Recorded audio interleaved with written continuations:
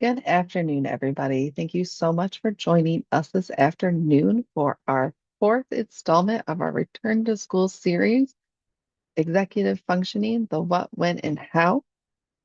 I am Beth Allen. I will be your tech support today. Without further ado, I'd like to welcome our presenters, Samantha and Kara. Hi, girls. Hi, ladies. Thank you, Beth. My name is Samantha, and I am the Regional Parent Mentor for the Northeast region. I am the mom to a seventh grader and a preschooler. We are also a neurodivergent household that struggles with executive functioning skills.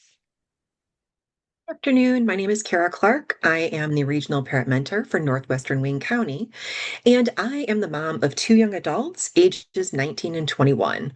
Both of my guys began their adventure with special education with the Early On program.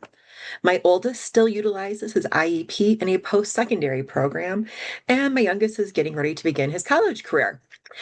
We are also a household with executive function challenges and multiple layers of support. One might say that this topic is near and dear to my heart. So let's begin, shall we? So, to start off, what is executive function?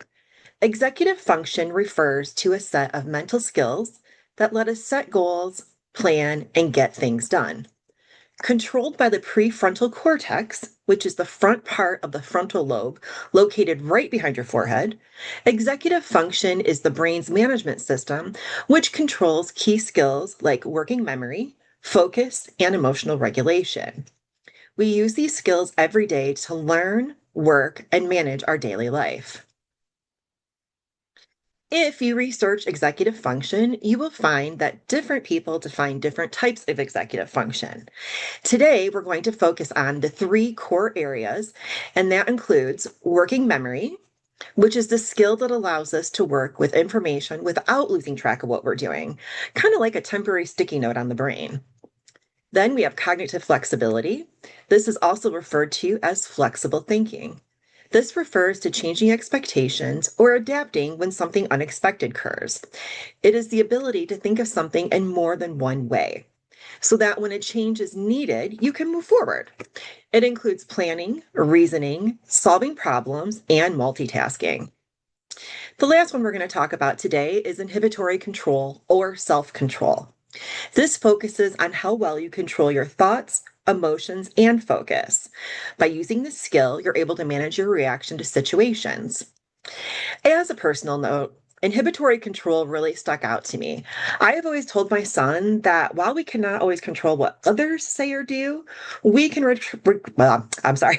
control our reactions. However, someone who is struggling with executive function may not be able to do that. Sometimes it's really just not that simple. Samantha, did any of these definitions jump out to you or make you think of any experiences or situations for your family? Oh, yes, Kara. Cognitive flexibility really sticks out to me. When our original plans change, it's really hard for my family to transition to those new plans. Yeah, I get that. We also experience that as well. So let's talk about the when. Samantha, when do we use executive functioning skills? Thank you, Kara. We use our executive functioning skills every day in all aspects of our lives, during everyday routines, as well as those complex situations. We use these skills for daily activities at home, at school, and in our communities. Planning, organizing, and strategizing require executive functioning skills. For our students, this could look like putting their math assignments into the orange math folder. For adults, that could be planning the weekly meals. For me, meal planning is a complex situation. I know exactly what you're talking about. We struggle to plan until it's almost too late, and then our friendly pizza delivery driver arrives to save the day. We also use these skills to pay attention to and remember details. This could look like remembering the homework assignment that's due or that shopping list for the meal plans. Some challenges for those who struggle with executive function may include difficulty following directions, handling emotions, staying focused, and trouble managing time and space. For our students, we can think about those supports look like at school. Collaborate with other members of your team, talk about what they think would work well with your child's Talk to your child about what they think would work well for them. Different perspectives can offer more input since everyone is different and we all have different needs. Today, we are going to get you started with some examples, but we encourage you to brainstorm with your child and their team. Share what works in different life spaces and where you see struggles. If your child has an IEP, the supports they need should be included in your student's IEP. This is more than just mom color codes everything, and this is how we support a student's unique needs. So now that we know what and when, Kara, can you tell us more about executive function or how executive function is used? Sure thing. Thanks, Samantha. Executive function skills are needed at every stage of our lives. And as Samantha just mentioned, we use our executive function skills in all aspects of our daily lives. While no one is born with them, we are all born with the ability to develop these key skills. These skills are built together and built throughout the places where we live, learn, grow, and play. Executive function is used as we organize, plan, and prioritize, such as setting goals and managing time to make sure things get done. Overcoming procrastination by simply starting the project. Now, I'm not sure if this is something that I did more when I was in school or more now when I was an adult. Can anyone else relate to that one? In my Samantha, how house, about you? I'm not sure who wins that uh wins with procrastination, who procrastinates the most. Get that. Also, starting tasks and staying focused on those tasks until they are completed. For me, this would include putting all the laundry away before I start cleaning the bathroom or vacuuming or refilling the dog's water bowl, etc., etc. What about you, Samantha? Yes, I struggle with starting four tasks at the same time and not finishing any of them. Again, executive functioning is also used when understanding different points of view, and that can lead us to our next one, regulating emotions. This includes evaluating information objectively and controlling outbursts in those high stress situations, and I'm sure no one can relate to that at all. Uh, that is a big one in my house as well. Also, self monitoring, which at times can go hand in hand with regulating emotions. Self monitoring can include evaluating your performance in real time, then making adjustments if it's not working out as planned. And these are just a few examples of how our executive function skills are used. As Samantha mentioned, struggles and challenges with executive function are very common and may have an impact on all areas of life, such as making it hard to focus, follow directions, and handle emotions. Those struggles and challenges can be addressed through behavior therapy, different types of medications, school supports, services, and even organizational coaching. Now, let's talk about what executive function may look like for our students as they navigate their school careers. Samantha, I'm going to turn it back over to you and we can talk about those preschool age students. I'd love to. Thank you, Kara. So, meet Daisy, a preschool student who loves to sing and dance. She knows all of her numbers, letters, and colors, and can even recite her letters backwards. Daisy struggles with transitions at home, especially when she is doing something that she really enjoys. According to her teacher, when Daisy needs to transition too quickly at school, it can often lead to the inability to regulate her emotions. Daisy requires assistance with transitioning and emotional regulation. Now, it is important to remember that impulse control is really thinking before you act, and emotional control is regulating your emotions. Both of these skills are ones that we develop as we mature. They can be really challenging for young kids. I know I personally struggle with these skills as an adult. Anyone else? How about you, Kara? Same here, Samantha. This makes me think about when I'm on hold for a long time and suddenly get to disconnected. It is so frustrating. And at times, it can really take a lot of focus to not have a complete meltdown and scream. I know exactly what you mean, Kara. Those calls can take a lot of impulse control. And as adults, we can help our students build these skills by guiding them through these moments and by setting those examples. We can be the visual from which they learn. And back to Daisy. In order to prepare her for transitions, she will have access to a visual schedule to show what task is going to be coming next, then a verbal reminder and a timer that's 5 minutes prior to the next transition. And to help guide Daisy during these moments she needs regulation, Daisy will be able to listen to music and maybe a little calm down dance to help her. So, this is one example of a preschool age student. Now, let's move on to elementary school.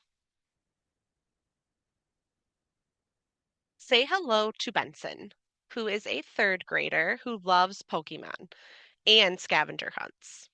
He is great at reading a map and following clues.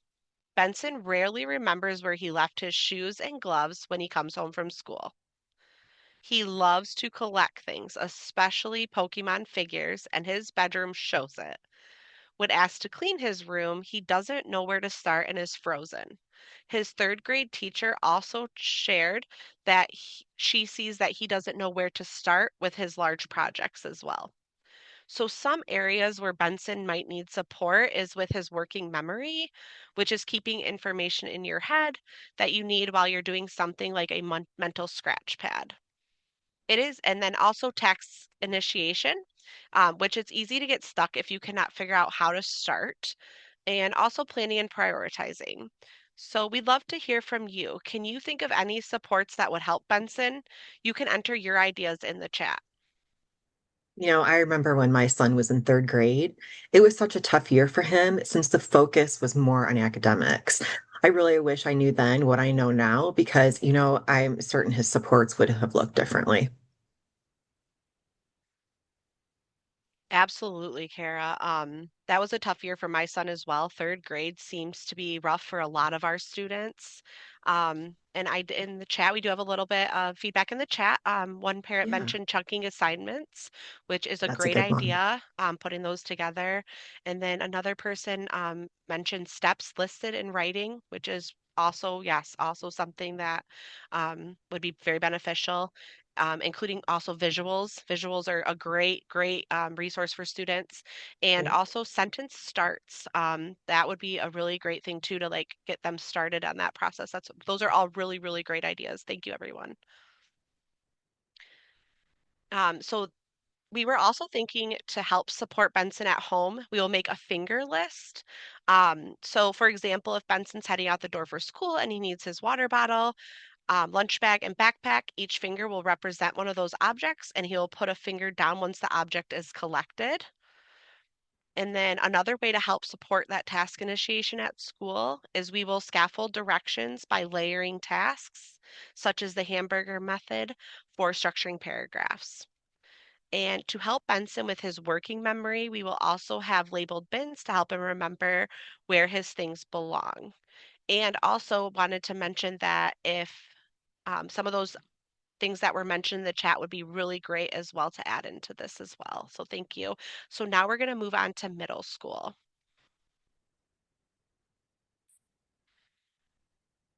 So this is Jasmine. Jasmine is a seventh grader who loves cheerleading, socializing, and poetry.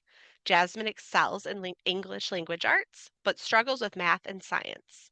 Jasmine has mentioned that she enjoys English language arts, which makes it easy to complete assignments. She did mention that she does not feel the same way about math or science, which makes it hard for her to want to complete assignments or turn in half finished work. Jasmine's teachers agree that she has trouble turning in her assignments and getting to class on time. Jasmine's parents have also noticed that she has trouble with completing her unpreferred tasks at home. I think we can all relate to Jasmine when it comes to completing tasks that we don't enjoy doing. So, some areas where Jasmine may need help is self monitoring, which is how we understand behaviors and make changes in the future, planning and prioritizing what is most important and what should be done first, and organization. Losing your train of thought and everything else. We rely on organization at our home, school, and life. And these skills we need to learn, and they often need to be explicitly taught to a young adult who is building these skills. So, to help Jasmine with self-monitoring, Jasmine has agreed to work on completing unpreferred tasks first and then preferred tasks last. She will also carry a visual checklist for assignments, and she will also use a watch to set timers for getting to class on time by setting her watch 1 minute before the bell. So that way she's heading to class before the bell actually goes off. And now we will move on to those older years, starting with high school. Kara, I will turn that over to you. Thanks, Samantha. Allow me to introduce you to our high school student, Vinny. Vinny is an 11th grade student who loves video games, both playing and creating them. As he creates new video games, he does so great with planning out the plot and setting goals for each player as they navigate through his games. He has been struggling with turning in his assignments on time and keeping his school materials and work organized. Looking at his grades, he turns in assignments on time 40% of the time. The remaining 60% of the time, his assignments are either misplaced or simply forgotten. Three of his teachers have also mentioned that when Vinny is presented with a large assignment or project without specific instructions for each step, he shows signs of frustration, such as putting his head down, closing his laptop, and the big verbal sigh. His teachers also noted that they often see that frustration within 2 minutes of project introduction. He currently requires 3 or more prompts from his teachers to initiate that first step of a large task when in class. His parents have noted that they are concerned about Vinny's study habits, feeling that he often waits until the last moment to study. And when he does study, they are not sure that his study habits are meaningful, and they feel that has been demonstrated by several low test scores. So let's talk about Vinny. Can anyone here relate to Vinny? Or can anyone relate to Vinny's parents? I know I can. Samantha, what about you? I can definitely relate to both Vinny and his parents. I struggle with this in school a lot, and I have watched my son with those same struggles. I totally understand that one as well. It is so incredibly hard watching our kids struggle. So, a few things to know. First, a high school student's prefrontal cortex is still developing. Why is that important, you might ask? Well, it's important because the brain's air traffic control system, which is responsible for executive functions like planning, focus, and impulse control, is part of the prefrontal cortex. This is why high school students often struggle with time management, initiation, and self regulation. Between us, to be perfectly honest, I am way past that high school age and I still struggle with those same things too. Teens with executive dysfunction may appear forgetful or unmotivated, even when and especially when they want to do well. So, back to Vinny. Let's talk about some strategies to build his independence. What would you expect to see in his IEP? Or what do you think would be helpful for him? We would love to hear your thoughts and ideas in the chat. Let's see, do we have anything coming in here?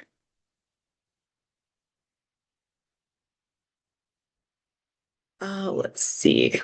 Oops. You know, yeah, a planner, absolutely.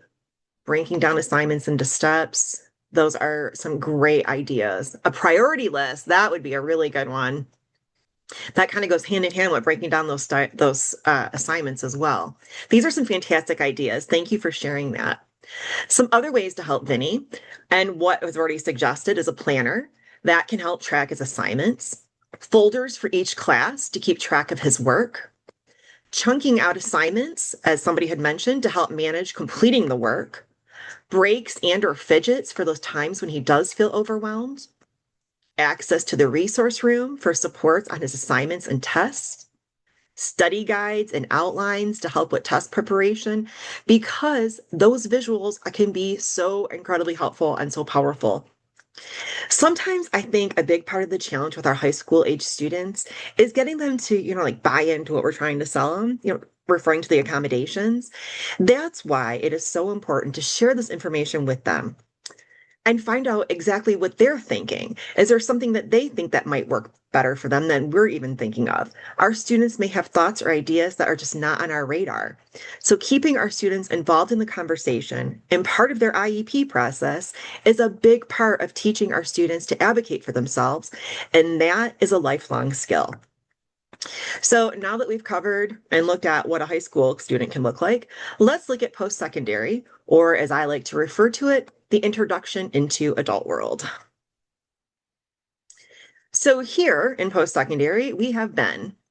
Ben is working part-time with a job coach at a local bakery, and he is attending the local community college. At work, his job is assisting the baker. That includes recipe and batter prep, some baking, and he has recently started to assist with the bakery's famous buttercream frosting. He has done fantastic with his new job, especially when it comes to following recipes and measuring for the cakes and cupcakes. Since beginning this job, he has discovered that cakes are his jam. Can't really say I blame him. Sometimes he tends to move quickly when doing the recipe preparation, and he has missed an ingredient a couple of times when prepping the cookie dough. His goal is to fully prepare an order, and that means he will need to learn how to frost and decorate cakes and cupcakes, along with master those cookie recipes. At college, Ben is taking 12 credit hours, which makes him a full-time student. So far, he is managing the class load and doing a fantastic job advocating for himself by sharing his accommodation list with his professors. However, he recently had a test and forgot to schedule time at the testing center so he can use his accommodation. That includes the test being read to him and giving him that extended time. When he realized that he forgot to do that, he became incredibly frustrated and had a really hard time focusing when he did actually take the test. Now, as a side note, while our school age students have IEPs and 504 plans to ensure they receive accommodations, in college, students are able to receive accommodations through Section 504 of the Rehabilitation Act of 1973 and through ADA, or the American with Disabilities Act. College rules under these laws guarantee equal access. Now, if you have questions regarding this topic, this would be a great time to reach out to your parent mentor and further discuss it. Beth is going to put a chat into the link if someone would like some more information on Section 504, ADA, and college. So here Ben has a few things going on. Let's look at his job first. Executive function skills are playing a big role here. If you recall, working memory is a skill that allows us to work with information without losing track of what we're doing. So to support Ben and his working memory, something like a laminated checklist, such as a step-by-step recipe card where Ben can use a dry erase marker to check off each ingredient after it enters the bowl. The baker can also have Ben measure all ingredients into separate bowls before mixing anything together.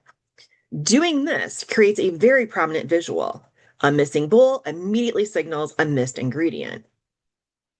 Cognitive flexibility or flexible thinking includes that planning, reasoning, solving problems, and multitasking. So to support Ben here, something like color-coded recipe cards that highlight critical steps or easily forgotten ingredients in bright colors. Or for the frosting, photos of what a frosted cupcake looks like that is placed next to his workstation for a quick comparison. Inhibitory control focuses on how well you control your thoughts, emotions, and focus. So to support Ben as he begins working with frosting, the baker can provide a practice template with shapes and piping patterns on parchment paper. That way, Ben can practice piping the frosting directly onto that paper, scrape it off, and reuse it. Also, setting a timer for the prep stage. Then challenge Ben not to finish before the timer goes off. Doing this reframes the goal from speed to precision. Now, thinking about college, what do you think would be helpful for him? Feel free to add any thoughts that you have in the chat. For me personally, I struggled with certain subjects in school. And so instead of accepting that I was going to have a bad grade, I actually reached out to my professor and he was very accommodating. So I would definitely encourage Ben to keep the lines of communication open with his professor and the disability supports. Communication is so very important. It's how we get our needs met. And that's important across all stages, right? From our kids from our early ages, from asking for like a coat because they're cold or a blanket because they're cold, to college students trying to get their needs met. For me, when I had large reading assignments in college, I would prefer an audiobook because then I was able to focus more on the content as opposed to like how the paper felt or getting distracted. We have a couple comments in the chat. Planner usage that highlights reminders for his accommodations. That's a great one. A visual reminder about when tests are to be taken for the syllabus. Yep, absolutely.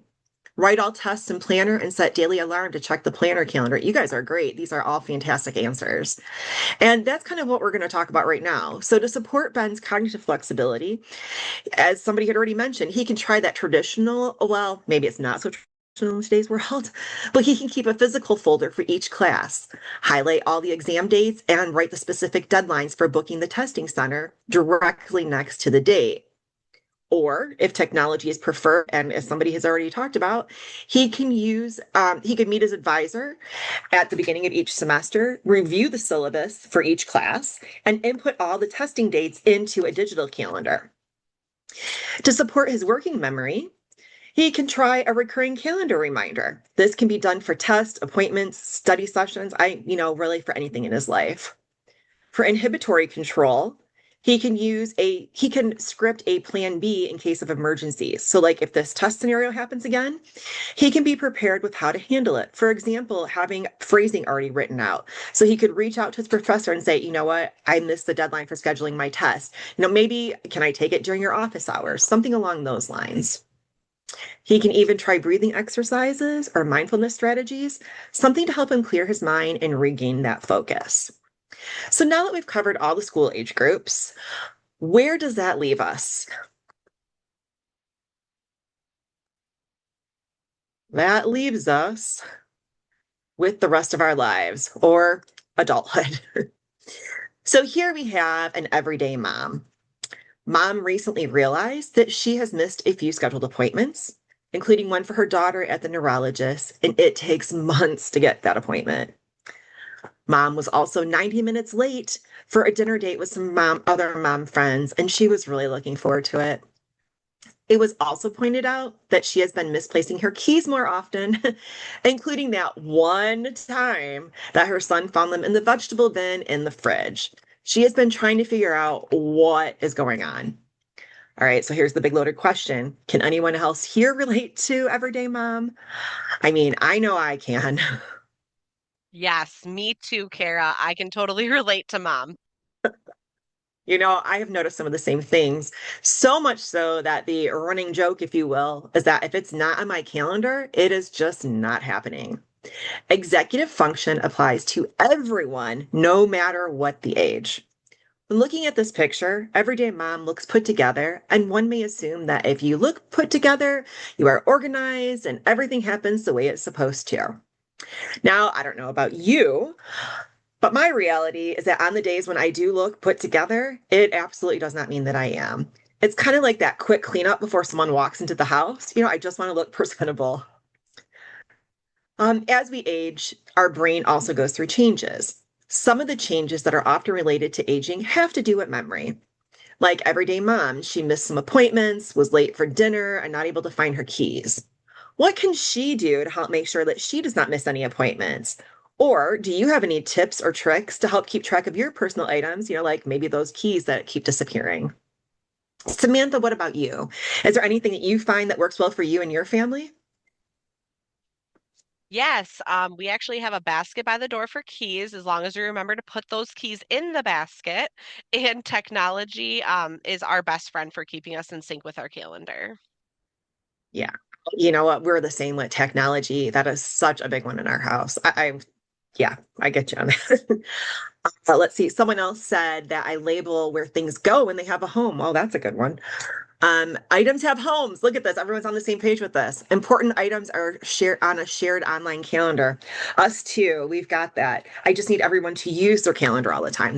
Was super helpful in our house. Putting them on a command hook by the front door. Yeah, that's a great one too. I love it. Great ideas, people. Thank you so much. So, as you can see, there is not a one size fits all. Just like with an IEP, supports as we age are also individualized based on our unique needs. If I was everyday mom, I would probably set an alarm for my calendar entries so that I get the reminder to make sure that I end up where I need to be. The other thing I notice is when I'm talking, I have so many fleeting thoughts. They're there one moment, gone the next. Does anyone have any idea what I'm talking about? Can anyone relate to that? I know that I can, Kara. I totally agree. They're there one moment, gone the next. The Notes app on my phone has been very beneficial for us. Yes. Yeah. I get that, and that's a great one. Um, you know, I've been told that it's very normal to have those fleeting thoughts. However, in those moments, it's the daily reminders that as our life changes, the parents, may need to take the time to add in our own supports. And as I had mentioned, my calendar, that is a huge one for me. Also, setting so many alarms on my phone. And I'm not just referring to those morning wake up alarms, which sometimes may have a few of those. But to be perfectly honest, I would be completely lost without my technology supports. So, as you can see from the examples we have shared today, supports for executive function are across the lifespan. From our youngest days to our oldest, these skills are ever changing, which means so are the supports. The support should be visited at least once every year, but as often as new needs arise for our students. This can be done through collaborating with your student's IEP or 504 team. So today we focused on the three core areas of executive function, and that is working memory, the skill that allows us to work with information about without losing track of what we're doing, cognitive flexibility, which includes planning, reasoning, solving problems, and multitasking. Also, inhibitory control or self control, which focuses on how well you control your thoughts, emotions, and focus. We also shared examples of what executive function challenges can look like, from our preschoolers to adults, and talked about the potential supports for each age group. As you prepare for the upcoming school year, we encourage that you take a moment and think about your student. Did one of our examples sound familiar? If so, think about what support or accommodation would be beneficial for your student and have those conversations with your student and their team. Keep in mind, one of the biggest things about the IEP is the I, individualized. We have a great page on our website that discusses all things executive function, and Beth will drop a link to that in the chat. And the link is also in the handout that is provided. And remember, if you want to talk specifics about your student, we are here. Feel free to contact your parent mentor, and they will be more than happy to help. And now it is your turn. We have some time for questions. Feel free to add your questions in the chat. Um, and remember, if you have any questions after this webinar, we again encourage you to reach out to your parent mentor, and we'd love to hear from you. Thank you so much for spending your time with us. There's a question here about having a list of executive skills. If you want to visit the link for our website, there is a ton of information there, and you should be able to find some information there. Also, if there is, you can also reach out to your parent mentor, and they can help give you some more information regarding that.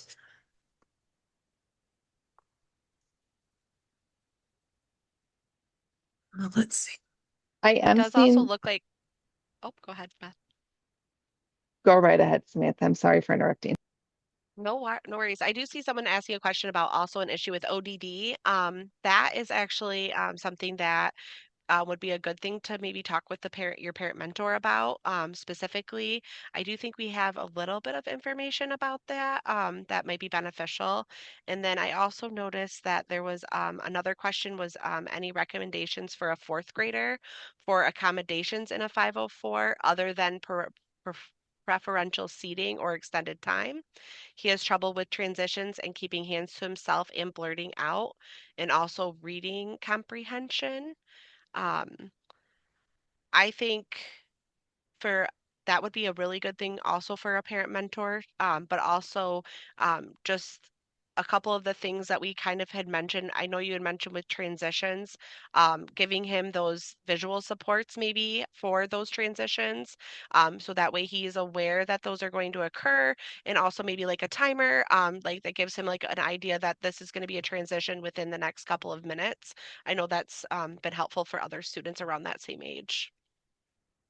Yeah, I would absolutely say about the visuals too. Those are, I know for a lot of families I work with, visual aids are super important and they can be the words or pictures. It just depends on each student's unique needs as to what may work and not work for them. There's another question here about my daughter is blind with ADHD. Do you have any specific ways to keep her organized? Again, that one, I feel like that would be a great question for your parent mentor. Not to put it off, but there may be some specific questions and getting a little bit more information. They might be able to help you give us come up with some ideas along those ways. Um, oh, what is ODD? Um, Samantha, my brain is Op- the it's thoughts are fleeting. Oppositional defiance disorder is what Thank you. ODD is. Thank you. Hmm. Let's see here.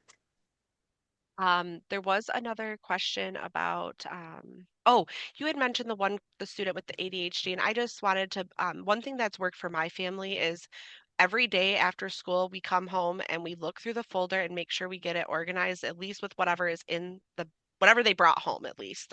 That has been really helpful, at least for my student. Um, so maybe that would be helpful for that parent as well. And Yeah, then definitely. also, our handout does give a lot of information also too about all things executive function as well. So if you want to take a look at that too. We did have a question that came in that says, does the family or school provide the organizational tools my child, my kid needs my kid needs if they have an IEP and their executive functioning impacts their education? Who provides the support, the school or the family? Yeah, but you know what? That's going to be getting the biggest thing and the biggest piece of advice is to have that conversation with your IEP team, right? Because everything is an IEP team decision. So talking with your IEP team, going over the needs, having those conversations and making sure that your students' needs are met. So if your student is needing like a planner, your school is going to help you with the planner and set that up. You can come up with a plan. But again, everything is an IEP team decision. So having that conversation with them and keeping those lines of communication open is absolutely key. Samantha, do you have anything? What do you think? Yeah, absolutely. I do know in the past also visuals are something the school can provide as well.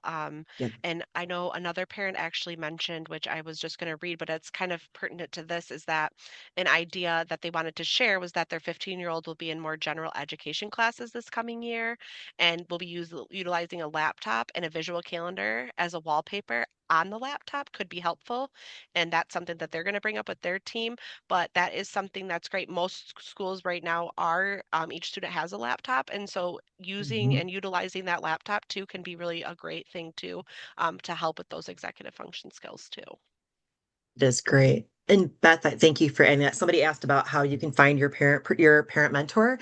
Beth just dropped the link in the chat, so please feel free to utilize that. We are here. We love talking to all of I know I can speak for all the parent mentors. We love talking to families. We love working with families, and we are here to help support you. So anything you have, any questions, concerns, if you just need to talk something through, please do not hesitate to find out who your parent mentor is and reach out to them, and we'll be more than happy to help you out with any of these. Somebody had talked about giving the school team examples of what may be helpful for your student. Sometimes they feel like it may not speak so much as what's needed. Again, I just strongly encourage, Samantha, I'm sure you would say the same, those conversations and addressing what you're seeing as a need, and then finding out what the school is seeing. What are they seeing on their end? Um, I don't know about you guys, but like my oldest son, he is like on his best behavior at school all the time. When he comes home, that's, we're his safe place, so we see it all, right? He's not an equal opportunist. So, sometimes I have to ask them, like, what's going on over there? What are you seeing? Because this is what I'm seeing at home. And it's usually, sometimes it's the same thing, sometimes it's different. But having that line of communication open is one of the biggest things you can do. Absolutely. Communication is key. I totally agree, Kara. And I just want to touch one more that I think we missed in the chat was someone asked about how to get a parapro for their student. Um, so that's really a great question for your parent mentor that will be able to help you figure that out. And and you, when it comes to requesting a or a parapro, it's based on the need of the student. So that's definitely a good question for your regional parent mentor. So again, I think Beth dropped that in the chat on how to find your regional parent mentor. So definitely utilize that if you can. Well, somebody talked about in here, which I absolutely love. Last year, we handed out a student snapshot to all of my daughter's teachers. It was about her likes and needs. It was amazing, and the teachers started using it right away. If you have not seen our student snapshot, there was one that started. That was the first or second session we had of this return to school series. I highly suggest you check it out. There are student snapshots, and they are available across for every student. We even did them at high school. It's just that at high school it looked a little different than it did when my student was in kindergarten or in lower elementary. And at the high school level, my student was involved with creating those snapshots.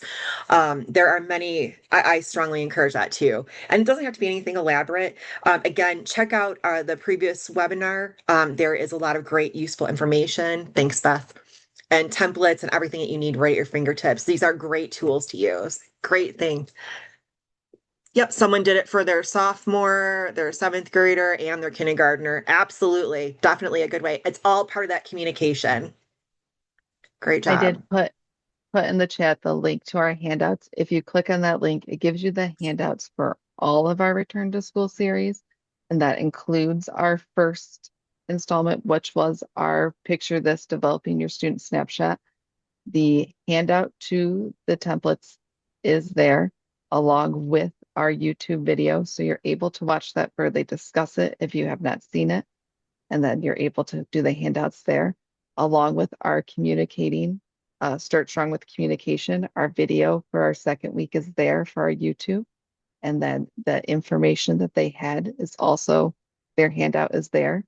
And then our preparing with Flair, our video from last week's return to school is on the handouts, is on our YouTube here. And then you can also find their checklist here. And then right now you're at our live performance of executive functioning.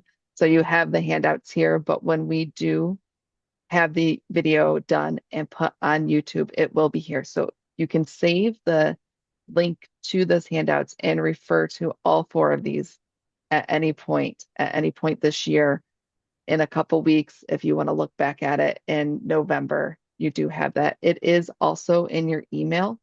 It was sent to you through your Zoom, a reminder email through Zoom, and which was the link you clicked on to join us today.